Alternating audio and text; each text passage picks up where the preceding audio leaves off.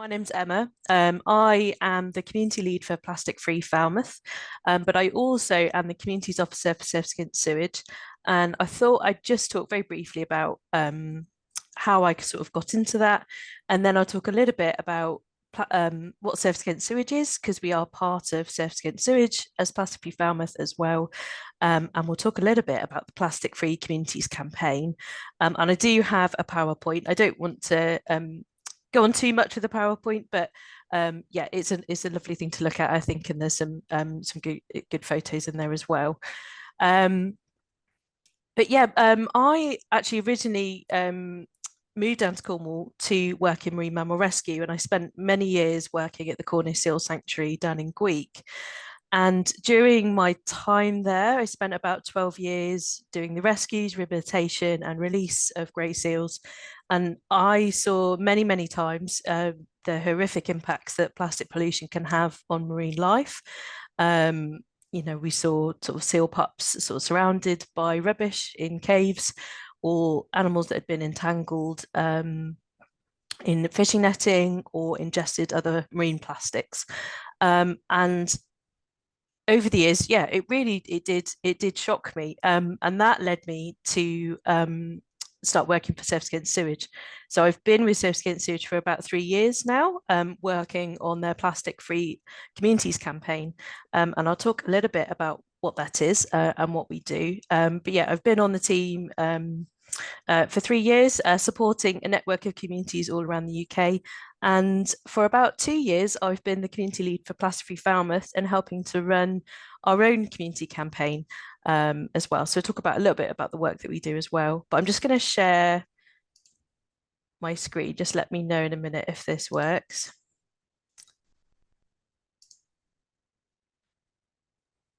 So I can't see all of you. So if someone just shout out and say that if that's working. Yeah, all good. Brilliant. So yeah, so as plastic free communities, our aim is to break free from single-use plastic. And we're part of Surface Against Sewage. We're supported by Surface Against Sewage. So I thought first I'd probably go through a little bit about what Surface Against Sewage is and what we do. So Surface Against Sewage was started in St Agnes and Porthtowan down in Cornwall in the 1990s by a bunch of Cornish surfers who were pretty fed up of swimming in sewage and all sorts of other things at their local beaches. And there's very little legislation in the 1990s to stop untreated sewage entering our waters, and it was quite a horrific time for people that wanted to use the water back then. And since then, 30 years on, we've grown from a handful of activists to a nationwide movement. And now we're one of the leading marine conservation charities in the UK, campaigning to protect the ocean and other waters from pollution. But nowadays, it's about more than sewage. So we campaign on sewage and plastic pollution issues, and also chemical pollution issues as well. And we're much more than surfers. So now we encompass all water users.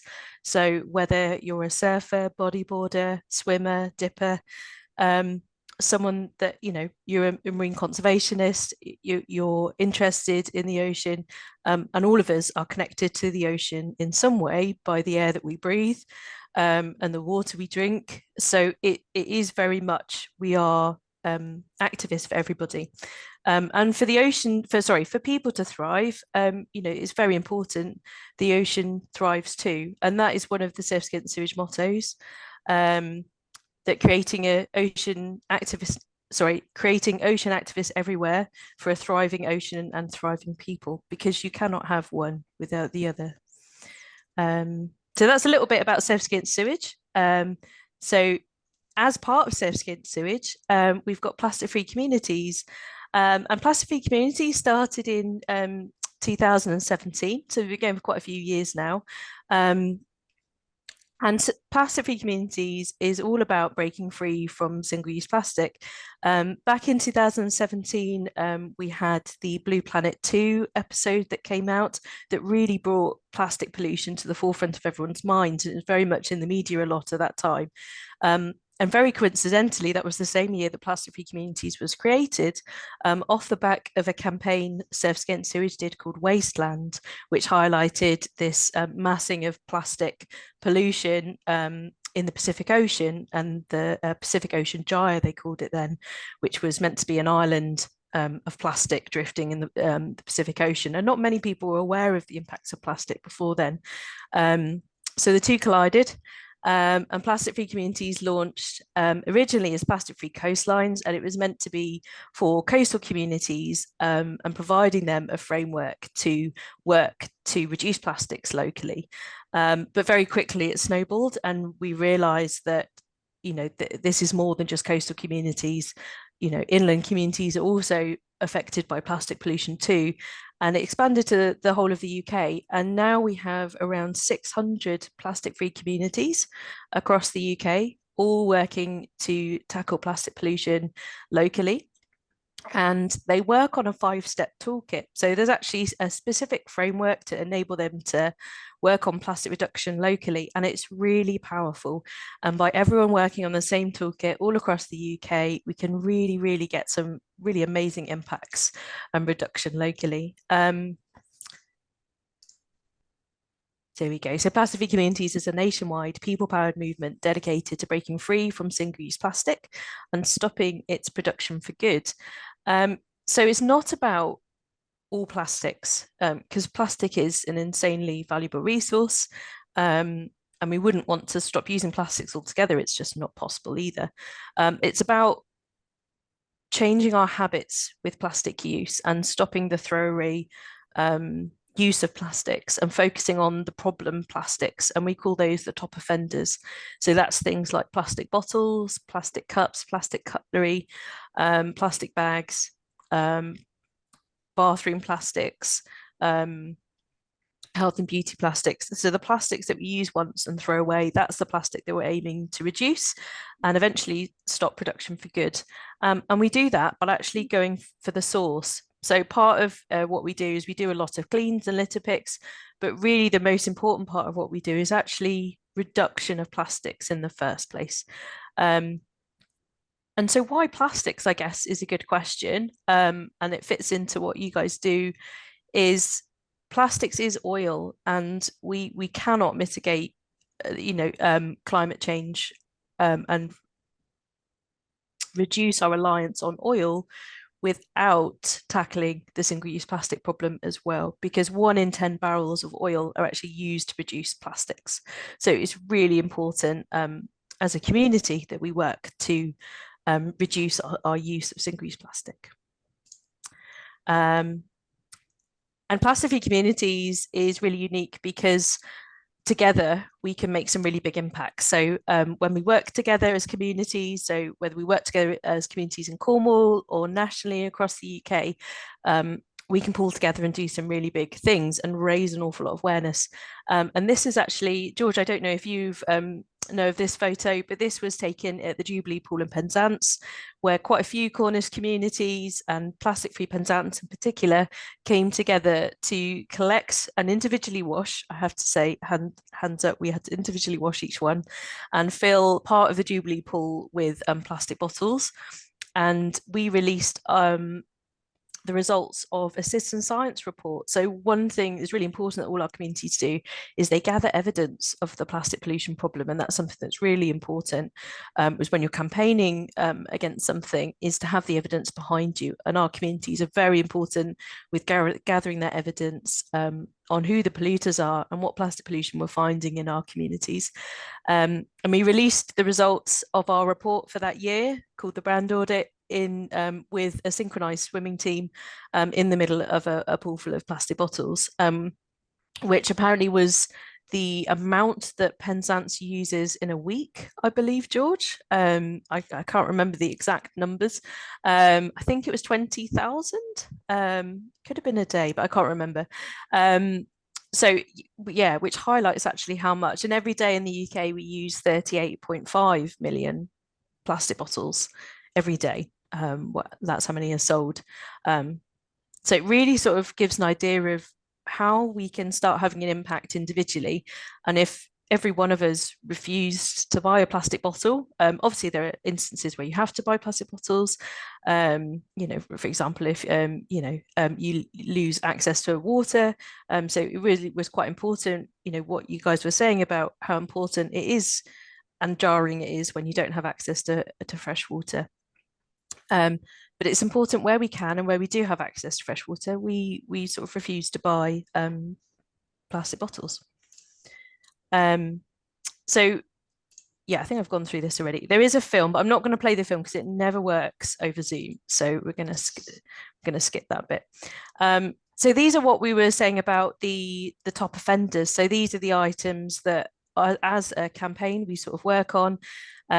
So we're focusing on like takeaway food containers, food and drink packaging, carrier bags. Sachets are particularly detrimental to the environment, and certainly when I go cleaning, I find a lot of condiment sachets on the beach locally. Balloons and decoration plastics can be particularly harmful to wildlife as well. And I think one of the biggest things that we use without potentially knowing that it has an impact is coffee cups. Particularly even the paper cups, because quite often they're double lined and have a waterproof lining inside. Quite often this is either plastic or bioplastic, and not recyclable. So coffee cups are, quite a big deal and quite large numbers. So we do use sort of 7 million disposable coffee cups every day, and a lot of these will have plastic lids. There we go. So this is the toolkit our communities work on. And this is what Falmouth worked on to achieve the Plastic Free Communities Award. So what communities do, they work on this 5-step toolkit. And once they've achieved all of the parts of the toolkit, they then achieve the Plastic Free Communities Award. And Falmouth achieved the award back in 2019. But actually, Plastic Free Penzance were one of the first communities to have the award. So we've been on a bit of a journey over the years since then. I have been involved in Plastic Free Falmouth for the last 2 years, so I haven't been on the full journey with them, I have to say.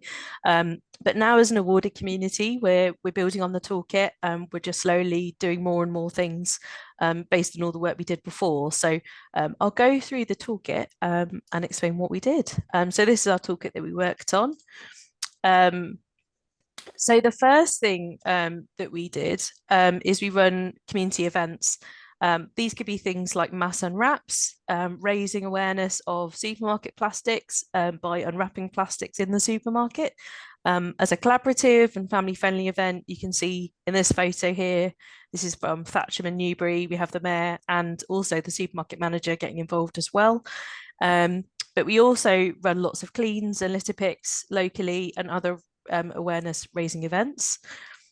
And one of the biggest things that I think applies to all of you is community allies. So one of the most important things about Plastic Free Communities is we reach out to every single part of our community and as many people as possible. And what we do is we sign businesses up to an award scheme, and we also link with other organisations, from libraries to town halls to churches to community groups and societies, to other charities that work locally, and also schools as well. So we work with all parts of our community. We reach out to organisations, ask them to be community allies, and then we work with those community allies to help us spread the message about plastic free. We also get them to potentially look at how much plastic they're using in their own operations and premises as well. And they can have the option to sign a plastic free pledge, which pledges to remove 3 single-use plastics from their operations or premises or wherever they are. So community allies are really, really important. And I'll talk a bit more about things that all of you can do as well a little bit later on. And one really important ally are schools. So schools are, again, really, really important. And actually schools can sign up separately to the to Surface Against Sewage and join as a plastic free school, and they work on their own toolkit to become plastic free. So that's another thing that you can do, is talk to your local schools about plastic free schools. because all the schools doing it together really does have a massive impact. And I'll talk a little bit about some events we've got coming up, which involve schools, that would be amazing if you could share around, would be absolutely amazing. So I'll pop those in the chat at the end.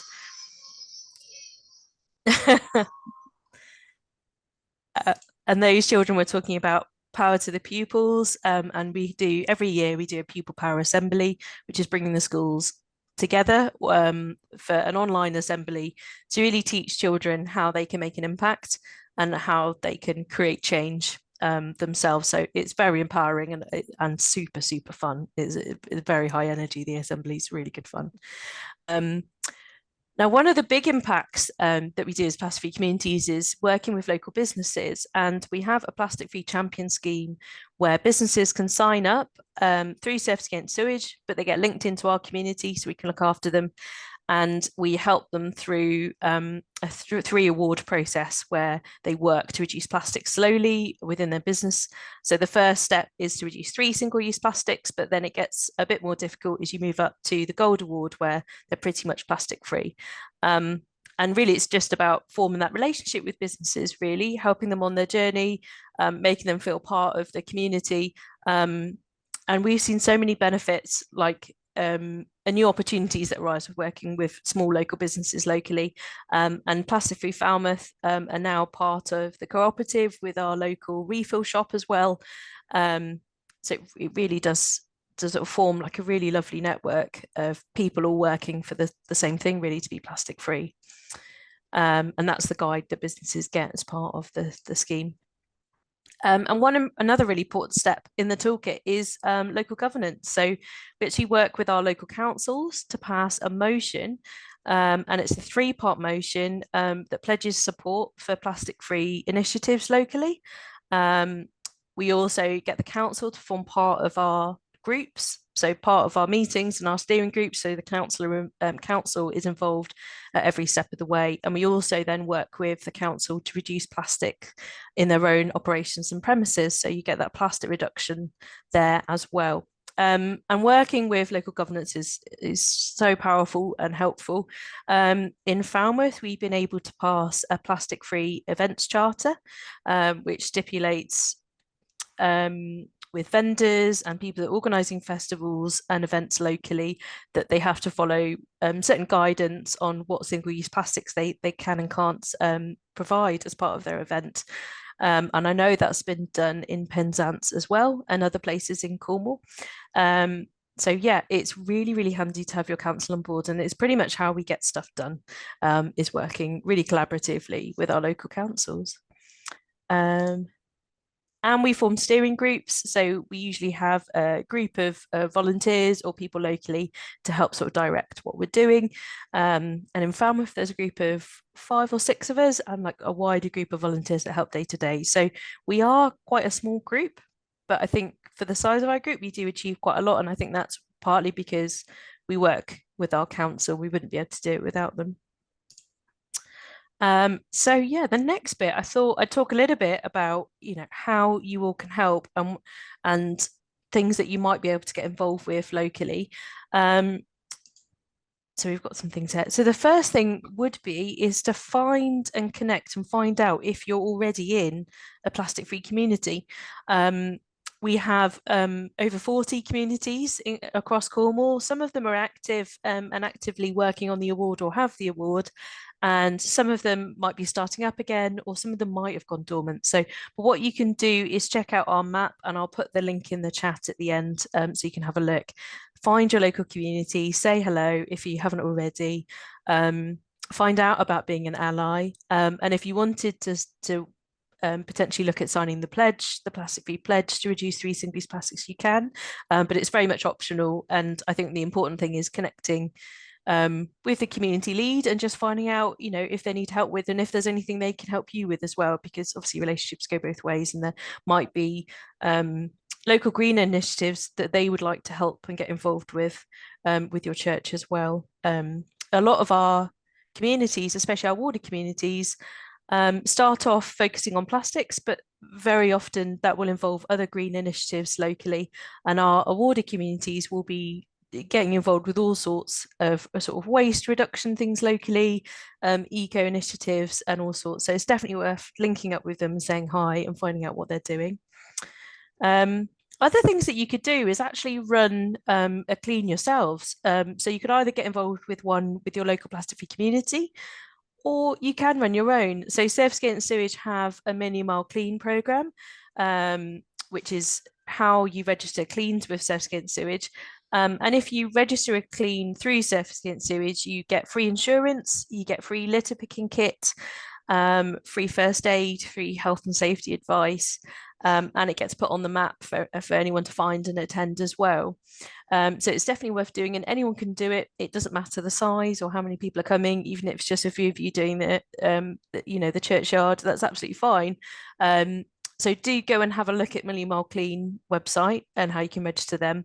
And a really important part of Million Mile Clean is telling us what you found. So you can actually optionally go back once you've registered it and after you're clean, go back and tell us what you found. And that data is invaluable because it goes towards our citizen science programme, where we can collate all of that data together throughout the UK and then use that to push for policy change.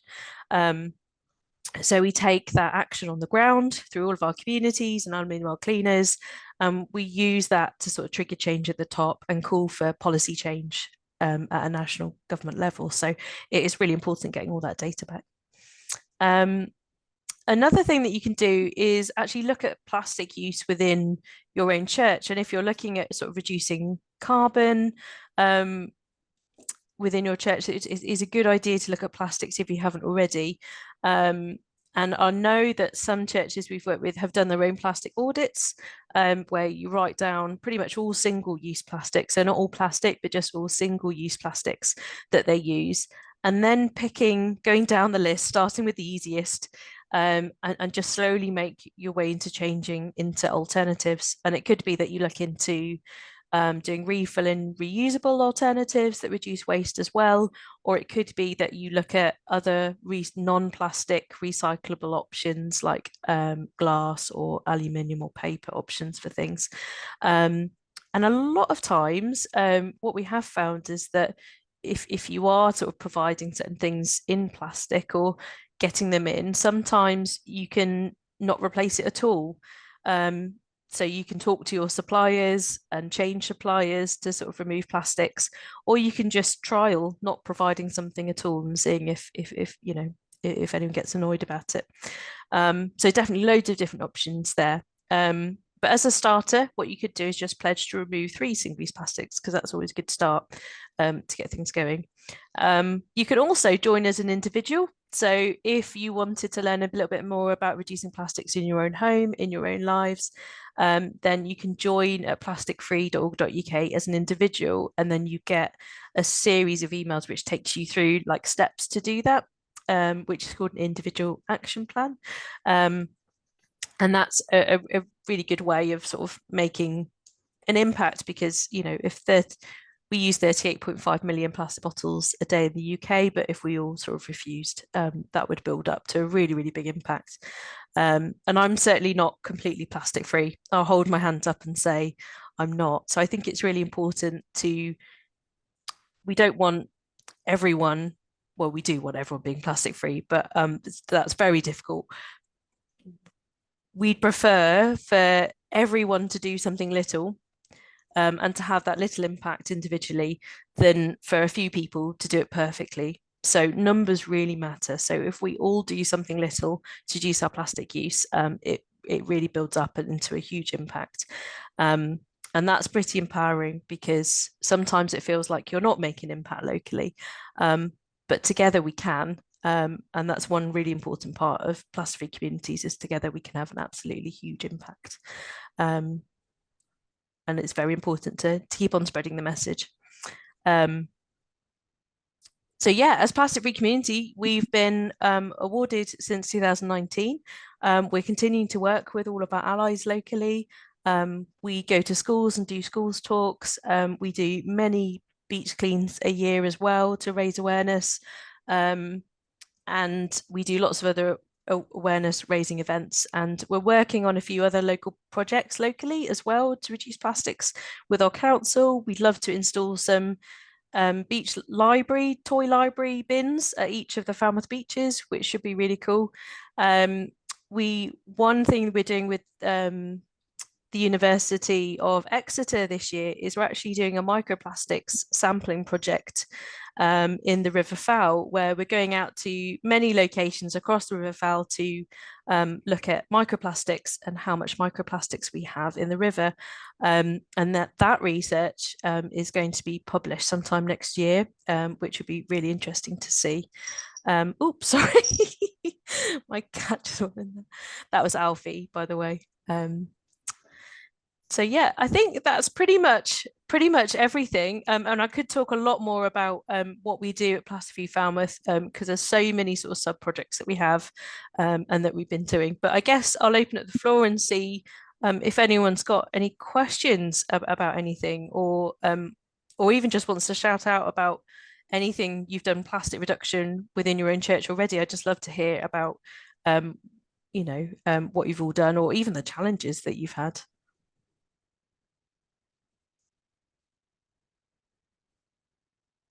I'll just stop sharing. There we go. Thanks so much, Emma. What a great presentation.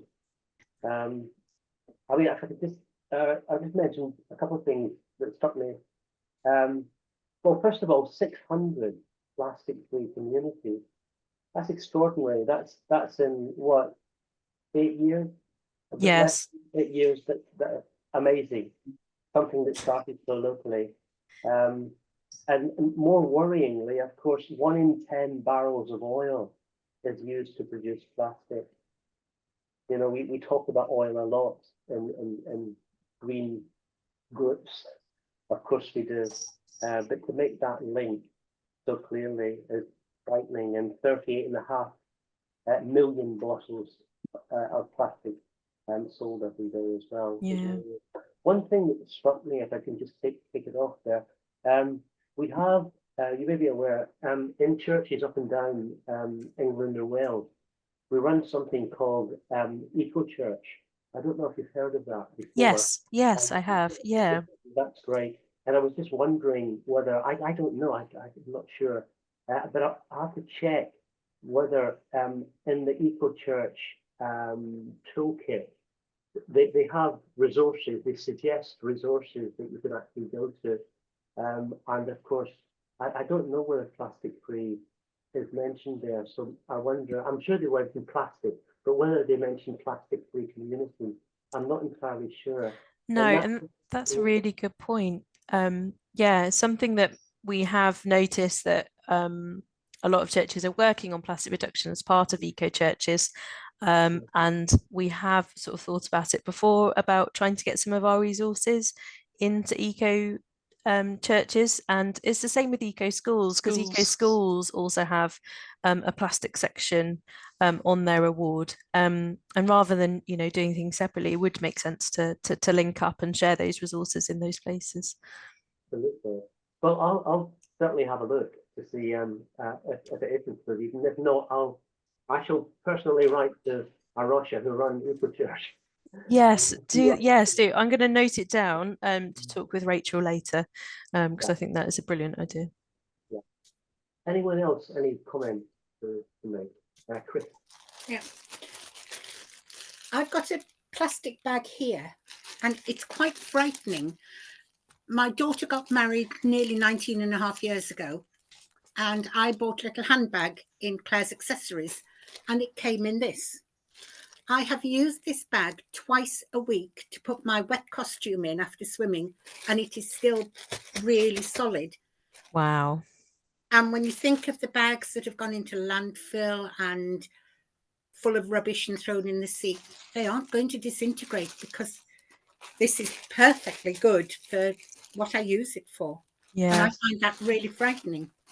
It is frightening. And I think something that makes plastic so useful is that it's so stable, and it doesn't biodegrade. Its downfall in the way that we use it. And yeah, certainly plastic doesn't biodegrade. And we hear a lot of sort of stats around how long plastic takes to degrade, and we like to do it in schools. We get kids to guess, how long is that plastic bag going to take to degrade? But actually, the truth really is that it doesn't ever truly degrade. It does break down mechanically in the sea and with UV and wind and sun, but it never truly goes away. And all it does is break down smaller and smaller microplastics. And then eventually, now we know that it breaks down into nanoplastics. And nanoplastics are actually small. 10,000 times smaller than the width of your hair. So they're very, very small. And we're only just finding out what kind of impact that has on the environment, but also our health as well. So I always sort of remind people that, plastic never actually breaks down naturally anyway. Just going back to the Jubilee pool that was full of bottles. Yes. I'm quite proud. I had to search for one plastic bottle to put in there. Oh, did you? Oh, brilliant. Well, thank you for contributing the one plastic bottle. Yeah. That's brilliant. Yeah, we know Rachel very well.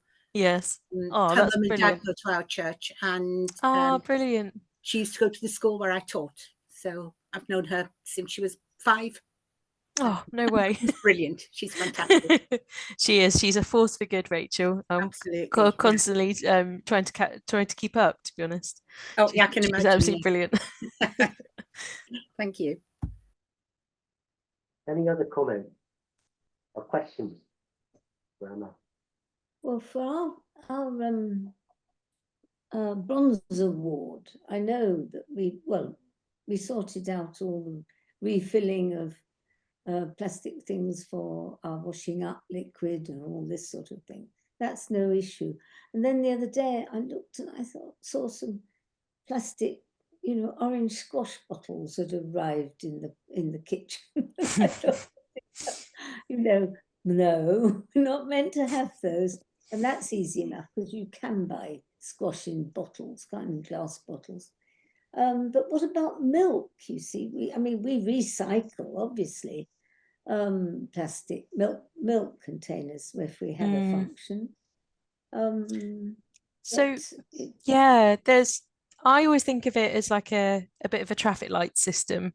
So when you're thinking about what can we swap it for, your first sort of green light would be, can we swap to a reuse or refillable version of that? So with milk, you might look at, is there milk delivery options available to you locally, or is there any other place locally that can, sometimes they have the milk dispensers where you can bring the glass milk bottles, and a lot of farm shops in Cornwall actually do those, although I know that they're not quite as common as they were pre-COVID. I think after COVID, I think a lot of people have stopped doing them. But yeah, do see if there's any local farm shops that are doing those refillable milk glass bottles. Personally, I get milk delivered through a company, but it is more expensive. So it is a bit tricky. But if you can't do refill and reuse, then you'd sort of find out, is there a more, a non-plastic recyclable option? Which I think for milk maybe there isn't. And then the next one down would be just making sure you've got really robust recycling going on, and the milk bottles are being washed out before being put into recycling, so they're definitely heading to recycling, but there's not going to be an alternative for every plastic, and I think sometimes we have to wait it out and wait for a good alternative to be available to us.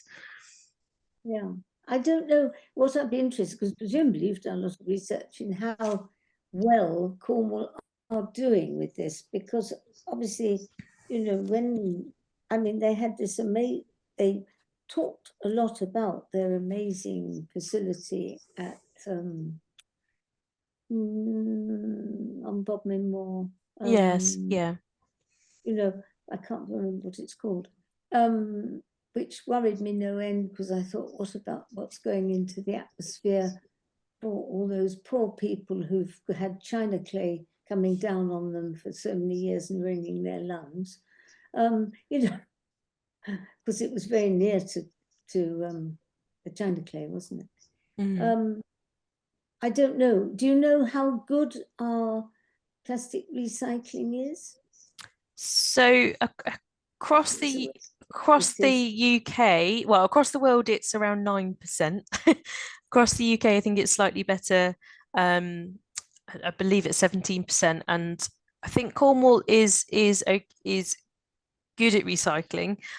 We have the incinerator, which that's where all our landfill waste goes. But we do have a mixed recycling centre which separates out everything for recycling. So I think there's a bit of a misconception that everything in Cornwall goes to the incinerator and doesn't actually get recycled. But there is a separate facility in Cornwall that takes recycling from Cornwall Council collected domestic waste. If you've got a business waste collection or a contract, another contract, then I'm not sure, but definitely for Cornwall Council collections, it goes to recycling sewage centre. I can't remember if that's in Bodmin or somewhere else. But yeah, I'll have to look at the recycling rates in Cornwall. That's not something I know off the top of my head, so I'll have to find out. Can I come in again there? With our WI, we went up to the big incinerator and we were split into two groups, and we had a talk and we had a tour of the facility. It was absolutely amazing. And because we separate our recycling at source, so we all have our different boxes and bags at home, our Cornwall recycling is of high quality. And it all gets reused in this country. It doesn't go abroad anywhere. And the emissions from the chimney are treated. I can't remember what they do now. It's a while since we went. But what comes out of the chimney is non-toxic. So it was a fascinating day.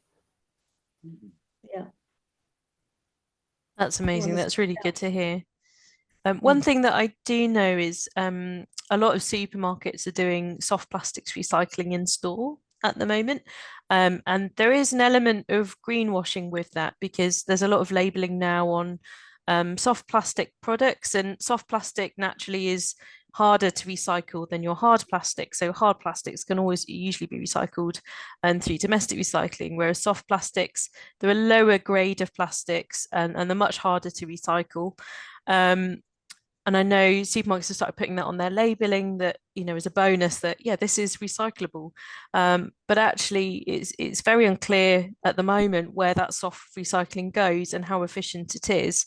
And there was an organisation called Everyday Plastics, and it was the guy that did the big billboard of all the plastic he used in a year, and he stood in front of it. I don't know if anyone remembers that a few years ago, but he started something called the Big Plastic Count, where he gets everyone to count their own plastics in their own homes, and all of our communities did that this year. But as part of that, he put a tracker on quite a number of soft plastics at supermarket recycling centres to track where they went. And I think the results were pretty surprising, that not many of them actually made it to a recycling centre. A lot of them were tracked going off to Turkey and other other countries, and others ended up in landfill or incineration sites, and a very small number actually remained in the UK and got recycled in the UK. So I think it's important that while recycling is really important and something we should all be doing, sort of stopping or reducing our use is what, especially with soft plastics, is what we should be looking at. I'm pushing for supermarkets to do better as well. Yeah. Yeah. So I was just thinking about the soft plastics, and well, certainly we gather together our soft plastics and bring them into the co-op. And what happens to them after that? Emma, do you know?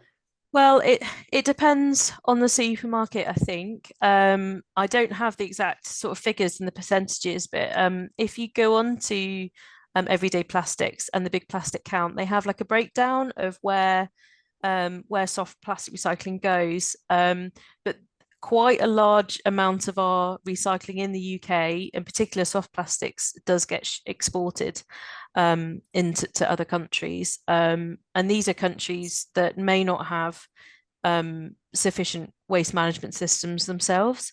So there is a problem where a lot of countries are not able to cope with the amount of waste coming from the UK into their country.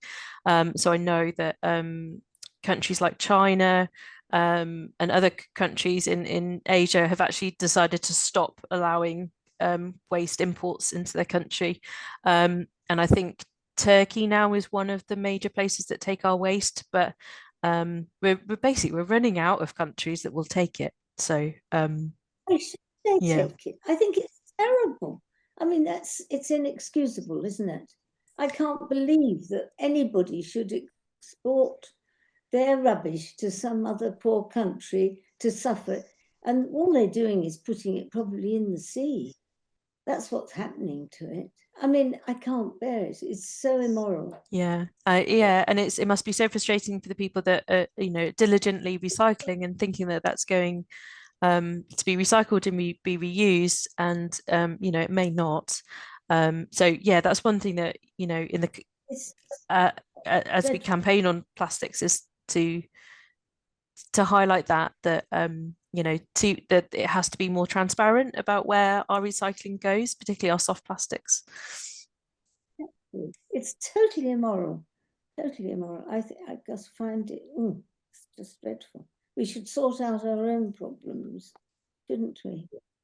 It's not right. I remember a few years ago now, there was a BBC programme, wasn't there, with Hugh Fairley Livingstone, and he went to so-called recycling places, and I think it was probably Turkey. And he saw sort of Tesco bags and Sainsbury's bags, and were just just dumped there. So it's such a shame. Yeah. Any other comments for Emma?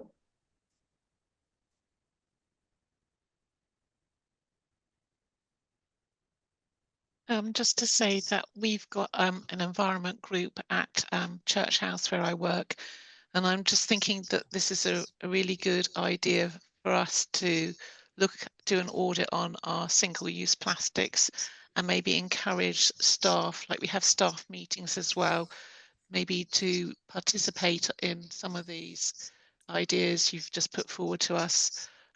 So yeah, it's certainly it's thought-provoking. Emma, that's brilliant. That's a really good idea. Emma, thank you so much. It's been fascinating, absolutely fascinating, and just brilliantly presented, actually, and so clear. So, and given us even more things to think about, and some of the things that we can do. So, thank you. And Thank Emma, you. You'll send us information. You can send it to me at my email address, and then I can circulate that out with a newsletter to everybody.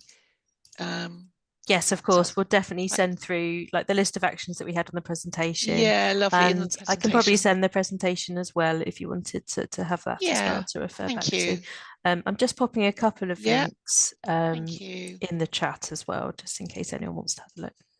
So we've got the 2 events happening for plastic-free schools if you wanted to get your local schools involved. And then at the bottom, there's the Find Your Community if you wanted to find out if you're in a plastic community. That's lovely. Thank you. Amazingly, or is it because of wonderful management of this meeting? No, it isn't really. We're on time. So I'm going to hand over to Rosie. I think Rosie, you're going to give some notices, and particularly about the next meeting as well. And then I'll close with a prayer about the oceans, I think, after World Ocean Day. So, thank you. I'll hand over to Rosie. Thank you, George. One of my main items on my list for notices is the energy footprint tool. So for those who don't know it, this is a tool where we ask our churches to look on their utility bills and to provide their usage of their utilities, whether it's gas, oil, electricity, and to complete that so that we can have that. So the deadline for that is the 30th of June. I have checked that most of you guys have been really good at completing that, so thank you. And I have to say, we've got a new treasurer and we have not done it yet. So don't feel too bad if you haven't. So, but so I know there's a lot of chasing up to do, but we've got 53% complete now. Last year we managed to get 83% of our churches completed. So I'm aiming for that again. So please, if you could spread the word around, I would be very, very grateful. We've got a Creation Care pilgrimage on the 21st of June. I don't know if you've seen the flyer. I will include it in the notices. So that's next Saturday. That's going to be down west. That's with you, Chris, down at Ludgvan. We're going to be going to Peranathno Church, and we're going to be doing a 4-mile walk around there, inland and around the coast. And it's going to be led by Reverend Ellie Sheard. So it's not a long walk. It starts at 10:30 in the church, and we're aiming to be back at the beach for about 1 o'clock. So you'd all be very welcome, or please pass on the information through your church or through your networks. That would be really good. And also there's an advance notice. Every year we have an annual Creation Care service, which is normally led by a bishop. And we're going to be having Bishop David taking the service. And this year, it's a little bit away from down west, but we're going to go to Braddock Church. It's a service as well, celebrating creation, but we also celebrate each individual church's Eco Church Awards. There's been a lot of awards this year to celebrate. The bishop will be giving out the certificates, and we'll all be applauding you. So just keep that date in your diary, the 27th of September at Braddock. We are looking into ways of kind of maybe giving transport or suggestions, rail, maybe getting a minibus, we're not sure. But for those travelling from down west, it is a long way, we realise that, and to car share, but there'll be more about that. So just keep that date in mind. And then just thinking ahead, on the 10th of July, that's our next Creation Care gathering. And that is going to be a morning one at 10 o'clock. And we're going to be hopefully having Cornwall Wildlife Trust with us. And so keep that date in your diary. And we'll be, Julia Havard from Ludgford will be hosting that. And then there will be August when we have a break. And then come September, that will be when our new Diocesan Environment Officer will be in place, Sharon Willoughby, and you'll be able to meet her then, and she will be back, it will be back to the normal chairing, so with our Diocesan Environment Officer. But we are so grateful to all our friends for helping us out recently. So that's about it, I think, not unless anybody else wants to share anything, any events.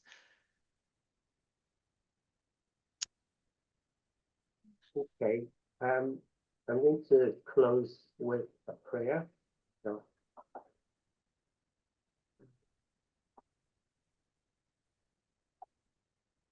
Creator God, we thank you for the vast and wondrous ocean, a source of life and beauty, a testament to your power and creativity. We are grateful for the countless creatures that call it home, the rhythms of the tides, and the boundless horizon that stretches before us. Yet we are troubled by the threats that the ocean faces: pollution, climate change, and unsustainable practices. We are sorry for our carelessness and ask for forgiveness. We pray for wisdom and courage to make a difference. Guide us in our efforts to protect the ocean, to reduce our impact, and to promote a sustainable future.